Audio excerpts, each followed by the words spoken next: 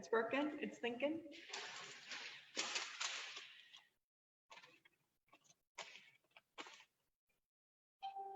Okay, so we're live on Facebook. We are tasting today through our June bottle bundle, which is the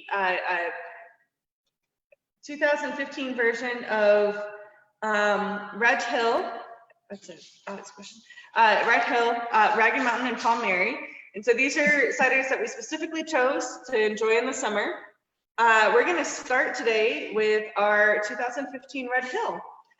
So Chuck, if you can talk a little bit about the Red Hill stats. So Red Hill is, all of these are blends, which is actually kind of unique for us. Well, I think we had more varietals than we had blends, but Red Hill is actually Red Hill is a place. It's about a mile and a half from here. We're looking for things to name our cider. Red Hill is actually a railroad depot. So is North Garden. Traditionally, before they had modern transportation, they used to sled the apples down to the railroad at all these depots up and down whatever railroads running through here, Norfolk Southern or something. So Red Hill was a depot. The apples that were grown around here would have been typical of what's going into this, we think. So there's a lot of pippin in here. There's usually some wine sap. This one, I actually looked back. It was pippin and Arkansas Black, and to get a more, how do I want to say it? I don't call it funk. I don't think there is such a word, but More mineral, more. No, we use 50% of this is from apples that we purchased or juice from Farnham Hill in New Hampshire. Steve Wood and Louisa Spencer are growing some fantastic English cider varieties up here, which don't grow very well here. We've tried, and they die. But the effect it has on cider is good. So that's what's in this one, 50%. The other 50% is apples from Virginia that we procured and blended into it. Usually when it first started out, it was one, actually the first one was, I didn't even want to talk about that one, but that one was a totally unique.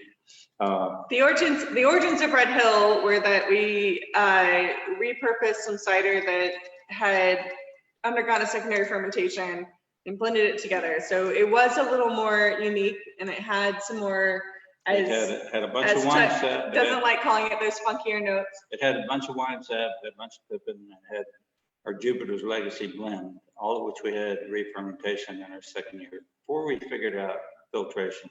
And we learned from our mistakes. So we brought it back around the second time and refiltered it, and it was well received, and it had some of the barnyardy notes that you get in English cider and French cider, but you can't always reproduce everything. But so we decided to keep it going since we had the label, and it has a blend of those apples in it. The stuff we get from New Hampshire, the English bittersweets, actually give you that, what I consider a barnyardy taste. I don't know what it is in those apples, but I don't get as much of that on this vintage though. Well, no, you won't, but it's in there, and that's how we've proceeded since. To be honest, I could never reproduce the first version, and I'm not sure I want to, but anyhow. I think Bob Ross calls them happy accidents. Yeah. So we sold it out, and then we decided to keep the label going, and this is what's in it. So this one has 50%. It was Arkansas Black Albemarle Pippin, which was actually 25%, and 50% was from the Farnham Hill blend that we got in 2015. Could possibly find out what that was, but that's a lot of research. So do you remember in 2015, did we put Farnham Hill juice in anything else other than Red Hill? Yeah, we had 550 gallons. Half of it went to Jupiter's Legacy in 2015, and the other half went to Red Hill. That's how we did it for a long time until just recently we started to scale back what we get from New Hampshire. We're actually getting more English bittersweet produced here in Virginia. A couple of orchards are growing Davenant, which we've been able to get. And that's what's been going into our Jupiters. So Red Hill still gets the Farnham Hill juice that we get. I'm not sure how long we'll continue that, but that's. Well, this year we made our Cider Maker's Choice Batch 5 is 100% of just the Farnham Hill juice fermented. That's correct. Yeah.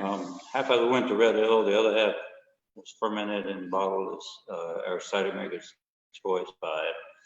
Maybe we can do another tasting on that. So yeah, if anyone's interested in that, that's what that is. We'll look into that. Comment if you think that's something you want to do. Kyle Buckle was here and he really liked it. So Kyle Buckle is a cider seeker, and he has a blog and a Facebook page on he goes around and tries different ciders. So if you're interested in that, he's in the ciders. Well, there are other people on. I see them all. So if you're interested in looking at what in different cider bloggers, the Cider Seeker, which is Kyle, is a good outlet for that. So this Red Hill, we've got an ABV of 7.1. We've got a residual sugar of 2 grams per liter. 2 grams per liter, which is 0.02%. Yeah. And a pH of about 3.82. Where does that fall on the scale? Is that? I don't know, but that's a final in bottle pH. So the pH of the apples is lower than that. I've just looked at all these pHs. We don't analyze their juice much anymore because most of our pHs are in the 3.4 to 3.7 range, which is optimal for fermentation. In the bottle, this is what it was when we had an assay done on the bottle, which we do primarily to get the ABV.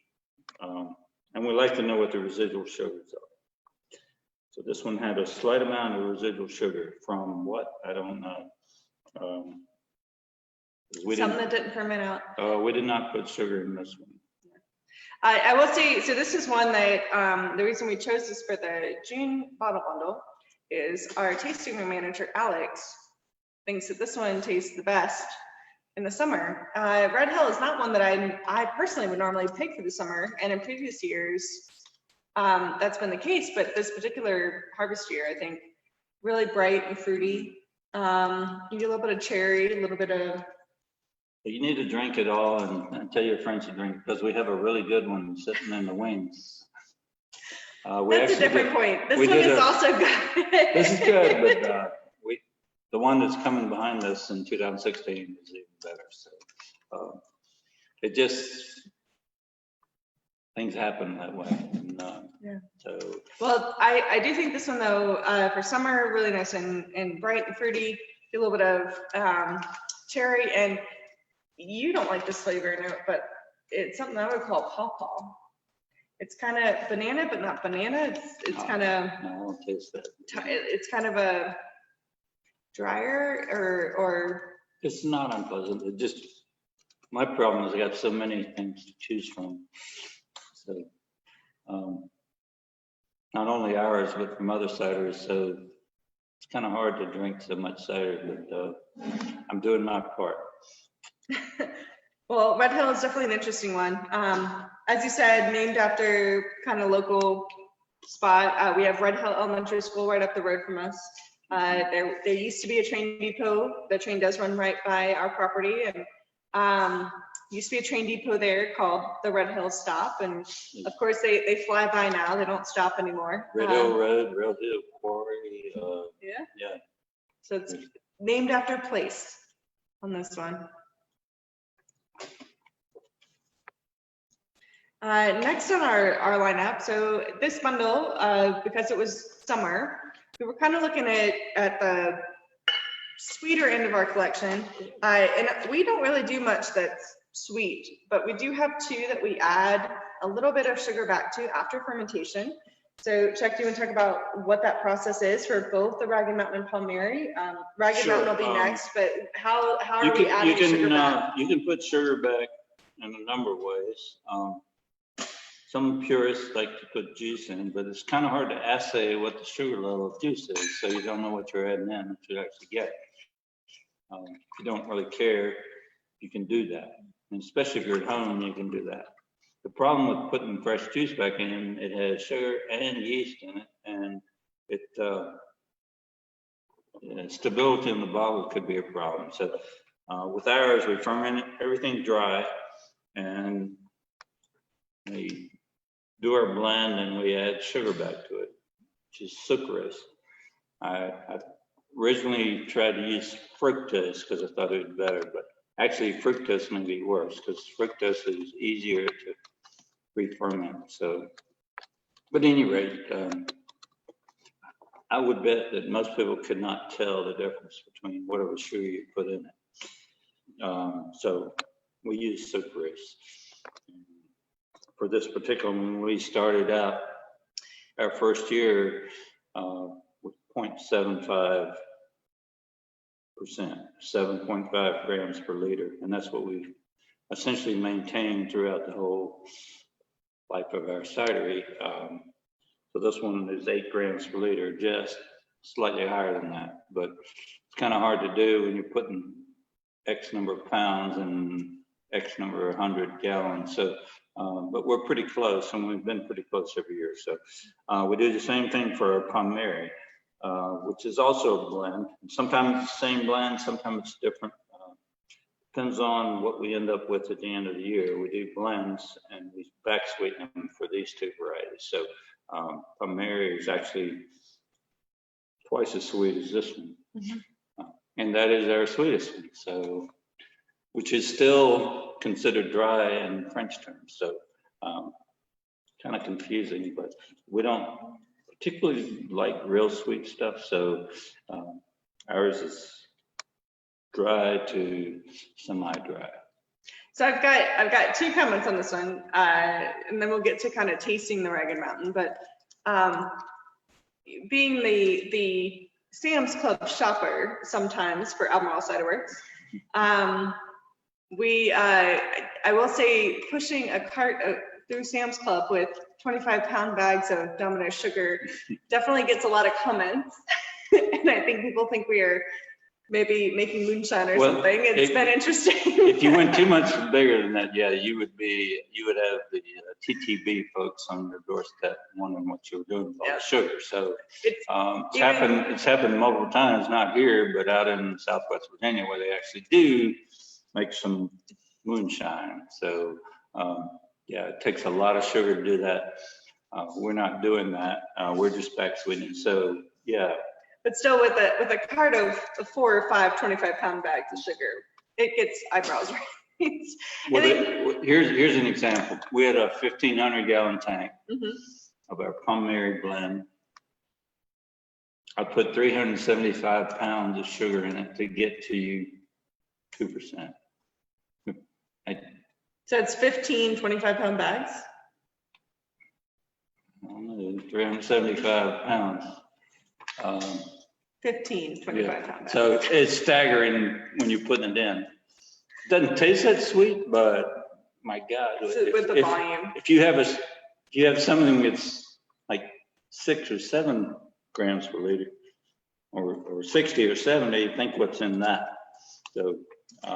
So I've got one more comment to make on that, and then we have a question. Sure. So Chuck and I, early days, there was a enologist from, enology is study of wine, enologist from Virginia Tech that was going around and doing sensory workshops. And it was the second or third year I was down here, and he was cycling around the state of Virginia with different topics. And one of the things he did was a sensory workshop. One of the specific tastings he did, there were three wines. This was a white wine. Each had a different sugar level, and he had us taste all of them, and then. Is that up at King? Mm-hmm. You there? I was. And then to say what what was different between the 3 samples.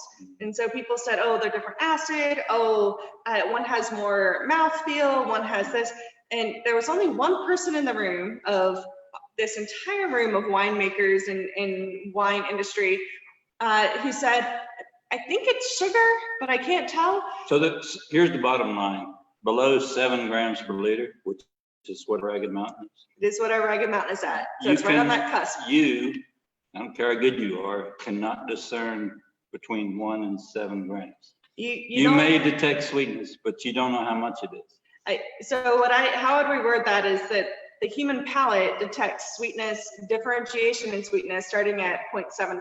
So below that, you might do different acid or different mouthfeel, but at 4 and 1 gram per liter, I couldn't tell anything. And neither could some of the winemaker friends that are sitting right there with me. So, and you can't either. So just get over that. But when you go above 7 grams per liter, then you can start to determine differences in sweetness. So yeah, you should be able to determine the difference in sweetness between Ragged Mountain and what's coming next.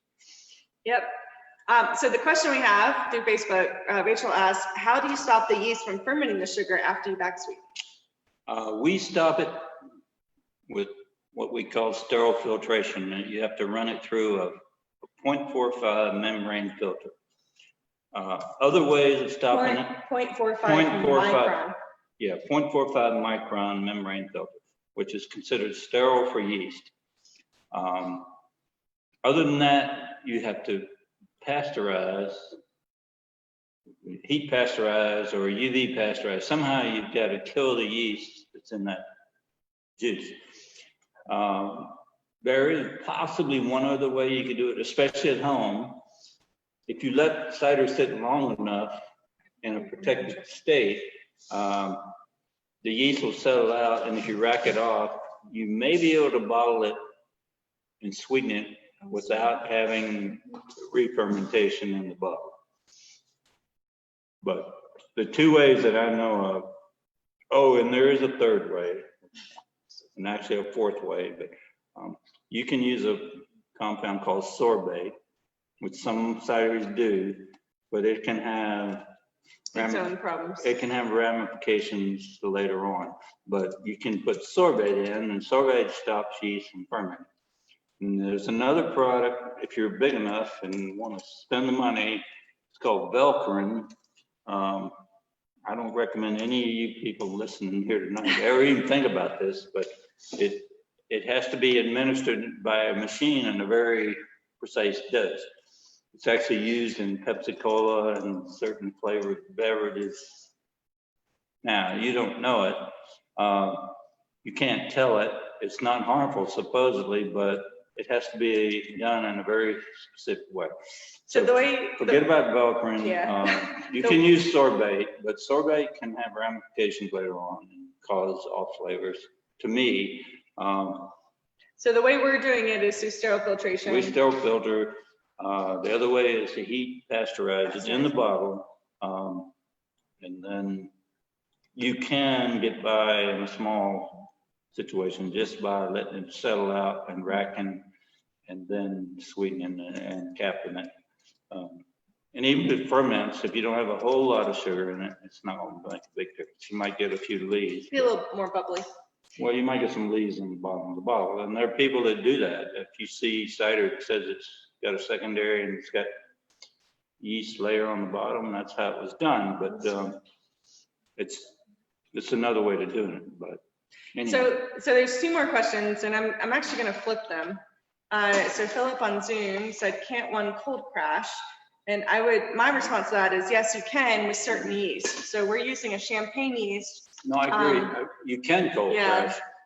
You still run the risk if you sweeten it of having yeast in it, because if you haven't filtered them out, there might be one. If there's 1 yeast in there and there's a gram of sugar, eventually, at the right temperature, it's going to re-ferment. But that's what I was just talking about. So you can rack and do all kinds of stuff. Yeah, cold crash to try to get the yeast to settle out. But if there's sugar in it,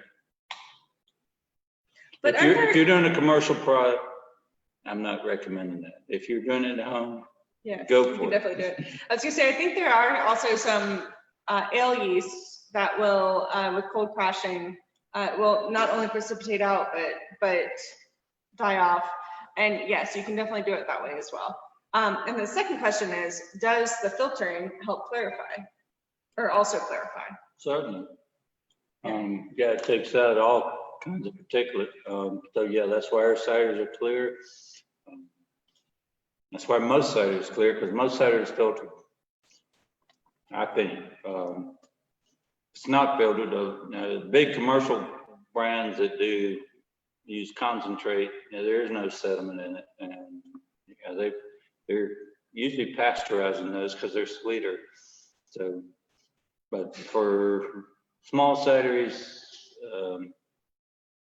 yeah, filtering will take out particulate. So tasting on this, on the Ragged Mountain, we're a little late on that, sorry, but talking about technical process is also important. This is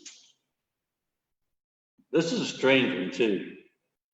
This is an aside, but I don't think we've ever had more than one, if any, of this re-ferment in the bottle, and it has sugar in it. So why, I have no idea.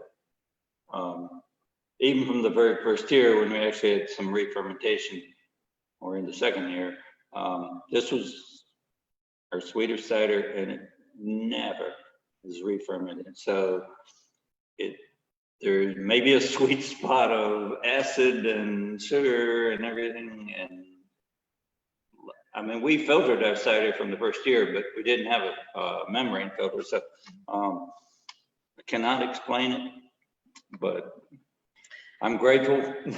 But well, anyway. So this particular one was my choice for summer. So Alex chose our Red Hill as part of this bundle.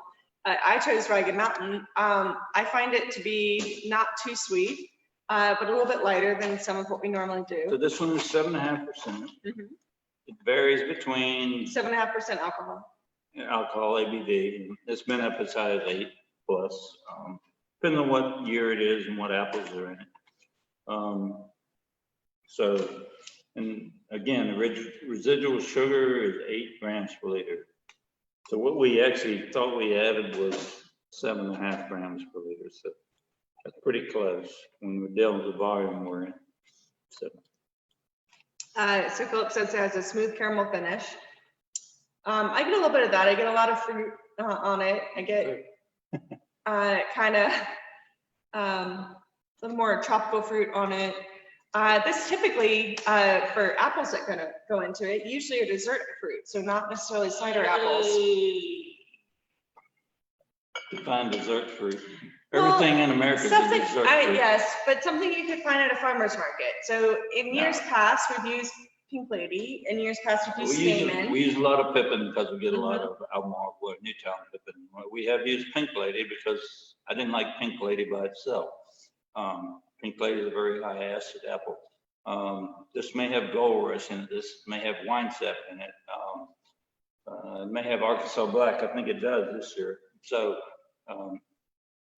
it's what we have in quantities that we end up with, and we blend it into this variety. So, and actually, if we have an excess of juice from our orchard that we usually use in our Jupiter's Legacy, it might go into this. So I'd have to do some research, but there are certain years this may have like 20 varieties, and usually it's 3 or 4 or 5. The primary purpose of this cider was to have a sweet product that we could offer against our dry products, which is everything else. And this then, was part of our, as we call it colloquially in the tasting room, the OG 3, the original 3. Yeah. We had Jupiter's Legacy, we had Royal Pippin, and we had Ragged Mountain. And this was our sweeter offering initially. So the very first year, we had 1 tank of Pippin, and then we had a tank of Pippin and Pink Lady and some other stuff that became our Ragged Mountain. And then our Jupiter's Legacy was everything from our orchard, which was 20 to 30 varieties. And then possibly some pippin added in. So that was how we started with 3. We were trying to get 3 distinct flavors. And that was our 3. I was just reminded by Megan on Zoom that the name of this, Ragged Mountain, comes as a place name. So we're here, where we're located as a cidery, is right at the end of the Ragged Mountain chain. We don't even know where it ends, but we're at the foot of Tom Mountain, which is where we live. There is a mountain called Ragged Mountain. There's a whole... Old Rag. No, Ragged Mountain. Old Rag is in Madison. Yeah. Ragged Mountain is right up 2 miles from here. And Edgar Allan Poe did a story called Tales of the Ragged Mountain, which Charlotte thought was kind of interesting. And we decided to call this Ragged Mountain because we were actually situated in the Ragged Mountains. There are a series of little monadnock bumps that come from Charlottesville down into, and probably go almost into Nelson County, which is the next county. And so Ragged Mountain is another place name. Yep. So Edgar Allan Poe, for those who don't know, spent exactly 1 semester here at University of Virginia in Charlottesville. I think it was less than 2 months and he got kicked out. But it's been more memorialized in his dorm room has been kind of closed off with a glass wall so you can look in and see it for anyone who's in the area. But he wrote A Tale of the Ragged Mountains, which was based on just the ephemeral idea of there's a whole other story there. It was actually based on a whole genre called mysticism. Yep. So it actually takes place kind of in India and kind of get transported back here. So while it was here at UVA, he kind of dreamed this up and named it. So that's where Ragged Mountain, the tale of the Ragged Mountain. Well, our name came from place, but it does tie in nicely to Edgar Allan Poe fans. Who also lived in Baltimore, Brittany. He did. He died. He's buried in Baltimore. I've been to his grave. So that is the second of our June bottle bundle. The third is our sweetest offering that we have at Albemarle CiderWorks, Pomme Mary. There's a lot to say on Pomme Mary, actually. It is one of our best sellers, mainly because it is our sweetest, and because we don't have a lot of sweet, people who have drier taste gravitate to different dry ciders, whereas people who want a sweeter cider, they've got one option here. So it ends up being one of our better sellers because of that. We have a lot of people on the Zoom call commenting about Edgar Allan Poe with some funny comments. Only for 1 semester, never more. Cider will haunt, this cider will haunt you. So Pomme Mary, so as I said, our sweetest offering, generally we started out back sweetening this to 2% residual sugar, but Chuck and his desire to gradually inch everyone to a drier cider. This particular harvest year, it's at 1.5%, so a little bit less. It is at a 7.4% ABV, so kind of in between the Ragged Mountain and the Red Hill. And again, just for summer, just the nice, lighter, sweeter offering to sit and sip on a porch, sip after mowing your lawn, enjoy in that way. As far as the name, so Pomme is the French word for apple. And Mary, Mary Margaret Shelton was my grandmother, Chuck's mother. And while she was always supportive of all of her kids, every time she had a glass of cider or a sip of cider, she kind of went intense apple, sour face. And so when we decided if we were to make something sweeter, we had to name it after her. And so that is where the name Pomme Mary came from. So an interesting anecdote and aside, I was in the office. We had submitted this label for approval, and I got a call, or I answered a call from TTB. If anybody doesn't know what that is, it's a label approval. It's tobacco trade and tobacco tax and trade bureau. But anyhow, we submitted, and this labels actually go to Washington to the COLA office, something on label approval. So when I actually called them back, it says, "Oh, we figured it out." Because when they originally submitted Pomme Mary, they thought it was potato. Because that's the French word for potato is pomme de terre. Pomme is apple. So they thought we were making cider with potato in it. But they'd figured it out. They looked it up. God knows for Wikipedia, thank God. But anyway, so we got our label approved. And but yeah, Pomme for apple, and Mary is my mother. So we did this because it's the sweetest one, and if she ever drank one, this would be the only one she would drink. She did get to try this before she passed. We didn't release it before she passed. We were waiting on the label, but she did get to try it. Still think it needed to be a little bit sweeter for her taste, but that's okay. She was a Pepsi Cola every morning kind of person. And she thinks cider is fresh pressed apple juice. So. But it's still, it's kind of that legacy of what she did for us to get us started.